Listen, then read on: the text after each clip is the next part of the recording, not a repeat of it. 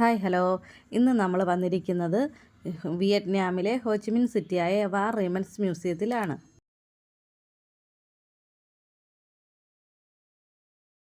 അമേരിക്കയും വിയറ്റ്നാമും തമ്മിലുള്ള യുദ്ധത്തിൽ അമേരിക്കൻ സൈന്യത്തിനെതിരായി വിയറ്റ്നാമിലെ ജനങ്ങളുടെ ചെറുത്തുനിൽപ്പിന് വേണ്ടി കാട്ടിനുള്ളിൽ വിവിധ തരം തുരങ്കങ്ങളാണ് നിങ്ങൾ ഈ കാണുന്നത്.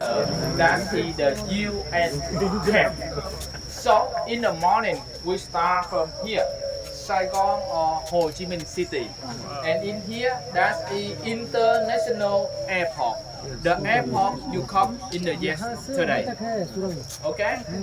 Morning we will use the brown light. That the blue light, that means river, Saigon River. So you can come to here by two way, by the meter underground. Okay, so right now please follow the flag to come inside with me.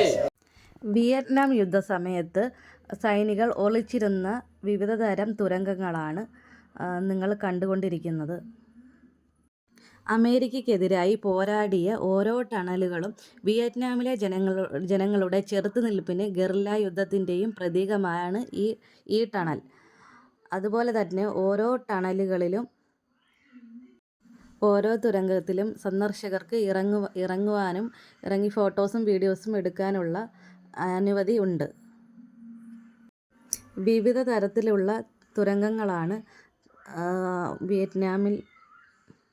Vietnam മ്യൂസിയത്തിലുള്ളത്. മണ്ണുകൊണ്ടുള്ള തുരങ്കങ്ങൾ.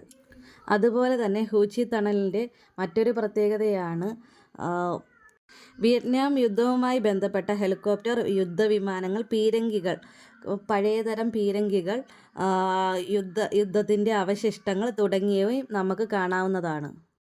നിങ്ങൾ കണ്ടുകൊണ്ടിരിക്കുന്നത് വിവിധ തരത്തിലുള്ള തുരങ്കങ്ങളാണ്.